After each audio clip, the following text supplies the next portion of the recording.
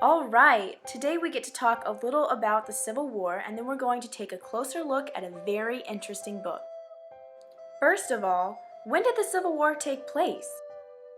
Remember that it is very important to look at what was going on in the world around big events like wars, so we can see how the events tie in and connect. It helps us to see the bigger picture. The Civil War started in 1861 and lasted until 1865. The North and South during this time were pretty different. The Northerners were wealthier and were more focused on manufacturing, while the Southerners didn't have as many rich people and focused more on farming. The Southern states, which were called the Confederate States, wanted to make their own nations and created their own laws. But the Northern states, which were called the Union States, wanted to stick together. Because Abraham Lincoln wanted to stop the spread of slavery, not all slavery, just the spread of slavery, the South said that they would definitely secede or leave the Union if he became president. You see, the South thought that the government was becoming too strong, and they didn't like being bossed around. Guess what the Confederate States did when Abraham Lincoln became new president in 1860? That's right, they seceded. They left the Northern states. The Confederate States of America is what they called themselves. Do you know which state was the first to secede? South Carolina. Imagine that. We led the secession and other states followed after us. Just 4 months after us, Georgia, Florida, Alabama, Texas, Mississippi, and Louisiana seceded too. And later, Virginia, Arkansas, and Tennessee seceded to join the Confederate States of America. The South decided they needed the president too, so they elected Jefferson Davis to run their new nation.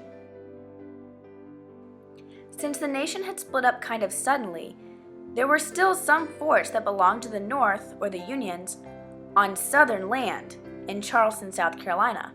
This fort was called Fort Sumter. The South, or the Confederates, didn't like that. They told the Union people to leave. But the Union people refused. Would you be happy if someone wouldn't leave your house or your property? No! The Confederates decided they would do something about it.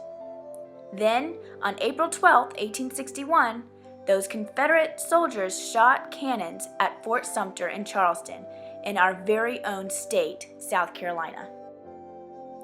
If you were president at this time, would you declare war or sit back and let them kill people?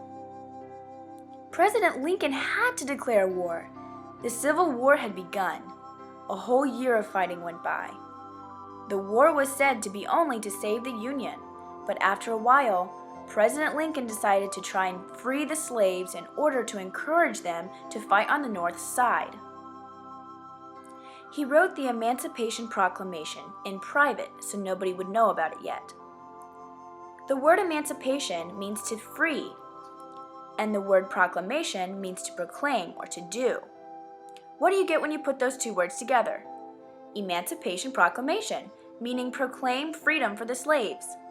He waited a while to tell everybody about this Emancipation Proclamation because he didn't want it to look like the North was trying to take advantage of the African American slaves. So he waited 3 whole months until the North won the Battle of Antietam. Then he told the South he was going to free all of their slaves if they didn't return to the Union by the year 1863. When the new year rolled around and they still had not agreed to join the Union again, President Lincoln used the Emancipation Proclamation to free the slaves forever. Now, the North and South were different, but they both had certain strengths in the war. The North was a lot richer, which gave them better equipment and more supplies for fighting in the war. They also had more soldiers because they had the black soldiers fighting on their side. However, the South didn't have to travel very far because many of the battles were fought on the South's land, so their soldiers weren't as tired. Also, the South grew cotton, which made a great trade with Europe. And don't forget the legendary generals that the South had, like Robert E. Lee and Thomas Stonewall Jackson. The Civil War was a long and bloody war. A lot of people died. 600,000 men on both the Union and Confederate sides died, and 1,100,000 were injured.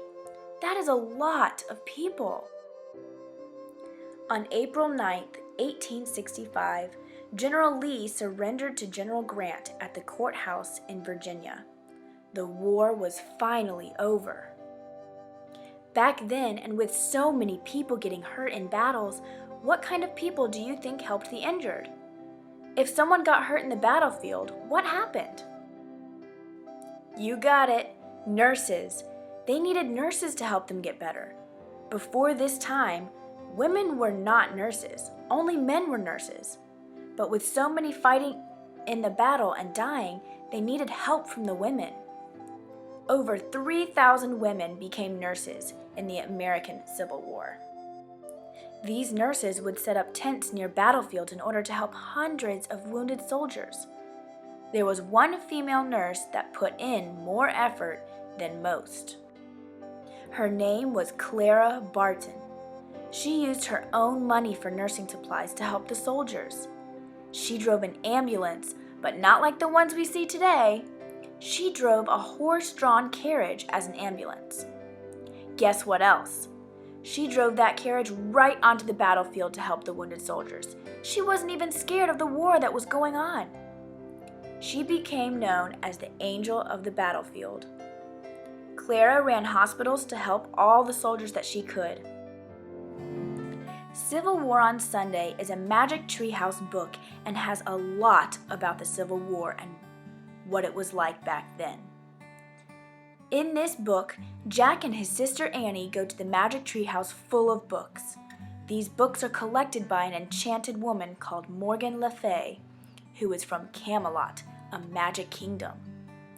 All the books she collects about different time periods are magical. In this enchanted treehouse, Jack and Annie can point to any book and wish to go to the setting of that book, and the Magic Treehouse will take them there. This time, Jack and Annie go to the treehouse. They have a new mission in a new place. You'll have to read this book to find out what that mission is, where they go, and who they will meet.